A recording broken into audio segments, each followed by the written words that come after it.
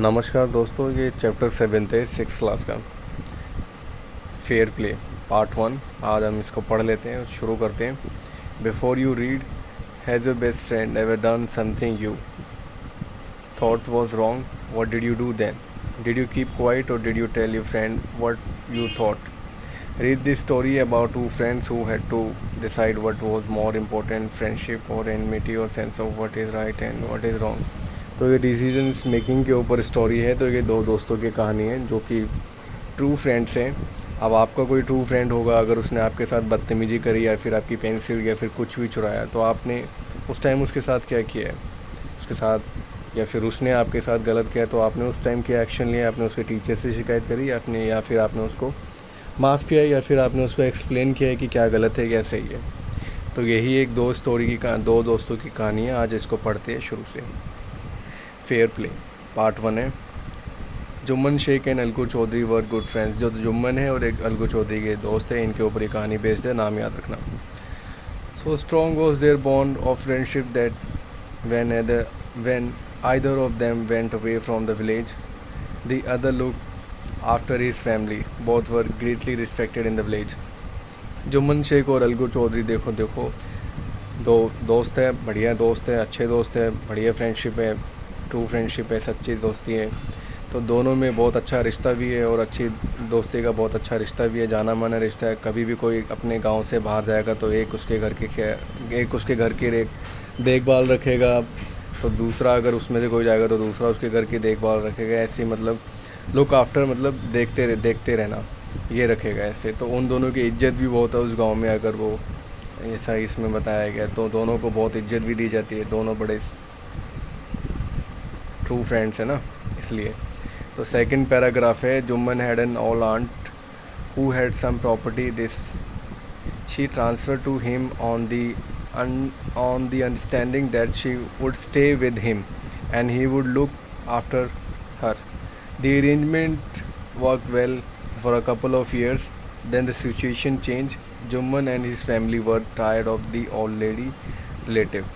Jumman became as indifferent to her as his wife, who grudged even the little food that the old lady wanted every day. She swallowed these insults along with her food for a few months, but patience has its limits. तो देखो, ये जुम्मन शेख है, उसकी जो पीछे खड़ी है वो वाइफ है और ये ओल्ड लेडी है, ठीक है। तो आज इसको पढ़ते हैं। तो ये क्या है, ये कह रहा है जुम्मन के पास, तो जुम्मन के ना एक आंटी है जो कि बहुत अम्मा है, मतलब बुजुर्ग टाइप है। उसके पास कुछ प्रॉपर्टीज़ है, तो उसने क्या किया है, अब जो प्रॉपर्टी है वो जुम्मन के नाम कर रखी है, ये सोच समझ कर कि वो अब उसका क्या कर रखेगी कि वो उसके साथ रहेगी, जुम्मन के साथ। तो अगर वो प्रॉपर्टी उसको दे देगी जुम्मन को, तो वो उसकी देखभाल भी रखेगा जुम्मन, मतलब उस अम्मा की जो बहुत बढ़िया है उसकी। तो ये अरेंजमेंट जब सेट हो जाती है तो कुछ कपल ऑफ ईयर्स, मतलब कुछ साल तो चलो ठीक चलता है, अच्छा है, प्रॉपर्टी आ गई है, कुछ समय तो चलो दोनों मियाँ बीवी साफ़ है, मतलब ठीक है, अच्छे है, जुम्मन बहुत खुश है, उसकी वाइफ भी खुश है। लेकिन एक दिन क्या है कि सिचुएशन बदल गई, जज्बात बदल गए। तो जुम्मन की जो फैमिली है वो क्या है कि उस जो बुढ़िया है, जो अम्मा है, उससे काफ़ी तंग हो जाते हैं। इतना तंग हो जाते हैं कि जुम्मन बाद में इतना मतलब बदल जाता है, इतना मतलब कहने का मतलब एकदम इतना खुश हो, मतलब इतना नाखुश हो जाता है, इतना इरिटेटेड हो जाता है उस अम्मा से कि जैसे इतना इरिटेट हो जाए जैसे कि उसकी वाइफ हो जाती है। मतलब वो अपनी वाइफ की तरह बिल्कुल ही आसमान की तरह बदल जाता है।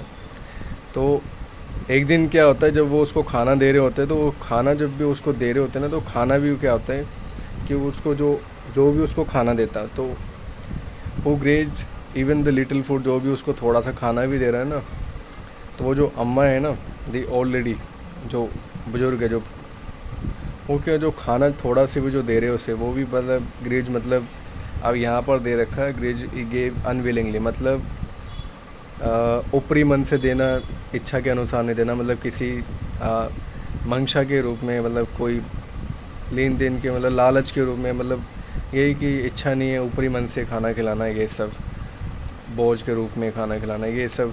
तो जो ओल्ड अम्मा है वो क्या है कि देखो अब हर दिन तो उसको खाना खाना ही है, अब वो हर दिन ऐसे ही है जो खाना खा रही है, तो इतनी बेइज्जती के बाद वो पता नहीं कैसे इस खाने को खा रही है और इस खाने को निगल रही है, गटक रही है इस बेइज्जती के साथ। तो चलो कुछ महीने तो ऐसे ही चला, लेकिन सहनशीलता की भी कोई हद होती है, लिमिट होती है। तो यहाँ पर बता रखा है, but patience has its limits. तो पेशेंस की भी कोई मतलब सहनशीलता की भी कोई हद होती है। इतनी कोई बेइज्जती करेगा, कोई तुम्हारे मुंह पे बीड़ी पिएगा, तुम्हारे ऊपर कुछ गाली गलौज करेगा, या फिर तुम्हारे ऊपर थूकेगा, या फिर तुम्हारे ऊपर धूमर, तुम कब तक चुप रहोगे। तो ऐसे ही एक दिन क्या होता है कि जो थर्ड पैराग्राफ है, one day she spoke to Jumman my son, it is now obvious that I am not wanted in your house, kindly give me a monthly allowance so that I can set up a separate kitchen. ओहो, अब तो देखो बवाल ही हो गया। तो इसमें क्या है कि थर्ड जो पैराग्राफ है, एक दिन क्या हुआ कि उसने जुम्मन को बुलाया, उसको बोला कि जुम्मन बेटा इधर आओ, कि अब मुझे ऐसा लगता है कि मैं बिल्कुल क्लियर हो चुकी हूँ, मतलब मुझे साफ साफ अब दिखाई दे रहा है कि मैं अब तुम्हारे घर में और नहीं रह, मतलब ये इस घर में मुझे लगता है कि और नहीं रह सकता, मतलब और कोई मुझे ज़्यादा देखना मतलब पसंद नहीं करता। तो मैं आपसे ये निवेदन करूँगी कि मुझे ना मंथली जो होता है खर्चा पानी होता है वो मुझे दे दिया करो, ताकि मैं अब से या फिर अभी से ही एक घर मतलब एक किचन बना लूँ, अलग से किचन बना लूँ। तो उसी वक्त जुम्मन का जो रिएक्शंस होता है वो देखो क्या होता है। My wife knows best how to run the house, be patient, said Jumman shamelessly. This made his aunt very angry and she decided to take her case to the village panchayat. अब देखो जो जुम्मन है ना, वो बड़े रिएक्शंस के साथ बोला, नहीं नहीं नहीं, ऐसी कोई बात नहीं है, मेरी पत्नी सब जानती है, आपको कुछ करने की ज़रूरत नहीं है, वो जानती है अच्छे से घर कैसे चलाना है, ठीक है, आप यहीं रहो, निश्चिंत रहो, खाना मिलता रहेगा आपको, कोई ज़्यादा वो करने की ज़रूरत नहीं है। बिना मतलब बेशर्मी के साथ उसने ऐसे बोल दिया। तो ये चीज़ अम्मा को गुस्सा दिला गई। अम्मा को गुस्सा दिला गई तो क्या हुआ, उसने एक फ़ैसला लिया, उसने केस करने की सोची ग्राम पंचायत में। तो अब वो विलेज के जो पंचायत है वहाँ की, जो वहाँ पर वो जाएगी, अब उसके ऊपर केस करेगी गुस्से में आके, आवेश में आके। जो उसने बोला है जुम्मन ने, तो ये तो सही थोड़ी ना है। अब for many days the old lady वो सीन, फोर्थ पैराग्राफ है, for many days the old lady was seen talking to the villagers, explaining her case and seeking their support. Some sympathized with her, others laughed at her, and few others advised her to make it tough with her nephew and his wife. At least she came to Algu Chaudhary. Chaudhary कौन है? अलगू चौधरी, जो जुम्मन का अच्छा friend है, मतलब बहुत true friend है। And spoke to him, you know Chachi, Jumman is my best friend, how can I go against him, Algu said. But is it right, my son, to keep mum and not say what you consider just and fair? Pleaded the old lady, come to the panchayat and speak the truth. She said Algu didn't reply, but her words kept ringing in his ears. तो देखो ये जो है ना, दूसरा है कि चलो कुछ दिन होते हैं, तो कुछ दिन तक वो जो लेडी है, तो जो अम्मा है वो क्या है कि जो बुज़ुर्ग लेडी है वो क्या है कि देखो विलेजर्स से जो गांव वाले हैं उनको अपना केस दिखाती हुई, मतलब केस समझाती हुई दिखी कुछ दिनों तक। मतलब वो केस को जो उसके ऊपर जो बीतती है, उसके जो जुम्मन शेख ने जो उसके ऊपर किया है, इल्ज़ाम लगाए, अत्याचार जो उसके ऊपर किया है, तो उसको वो बता रही है, एक्सप्लेन कर रही है जगह जगह जाके कि मुझे कोई मदद करे।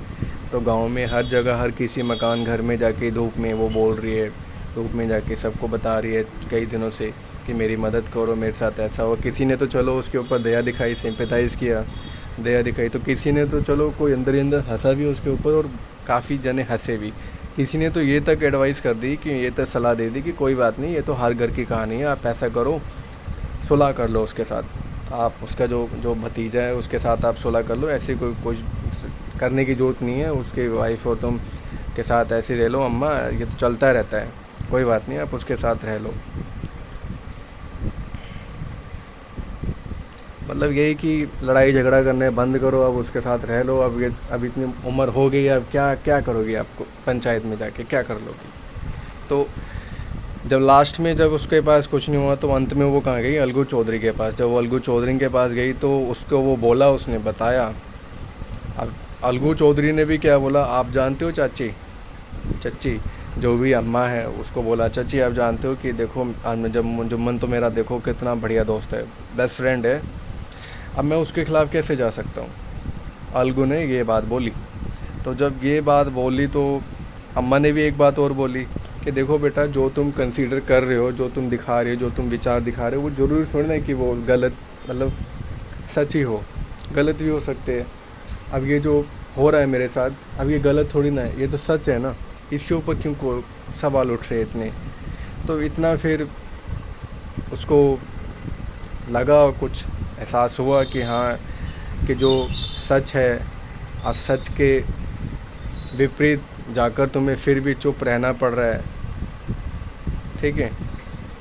तो ये तो फिर गलत हुआ ना, मतलब जो चीज़ तुम्हारी है वो तुम्हें नहीं मिल रही है और तुम्हें फिर चुपचाप बैठना पड़ रहा है। और जो तुमने जो तुम्हारी चीज़ नहीं है, मतलब जो तुम्हारे चीज़ के ऊपर जो लोग बैठे हुए हैं गवा कर, मतलब दूसरे जो लोग बैठे हुए वो खाम खा तुम्हारे ऊपर चिल्लाए जा रहे। हालांकि जैसे कि उल्टा चोर कोतवाल को डांटे, ये जो कहानी है वो हो रही थी इसके साथ। तो यहाँ पर फिर उसने क्या कहा कि अब जो वो लेडी है उससे ये विनती करी, उसने ये प्लीड किया, उसने विनती करी। देखो अब उधर क्या कहता है, उधर वो जो अलगू चौधरी है उसने भी यही कहा कि चलो कोई बात नहीं अम्मा जी, आप ऐसा करो, पंचायत आओ और जो सच है वो उस पंचायत के सामने रखो, एंड ये जो सच है वो पंचायत के सामने रखो और बताओ, जनता को बताओ, विलेज की जो है लोग हैं उनको बताओ क्या सच है। तो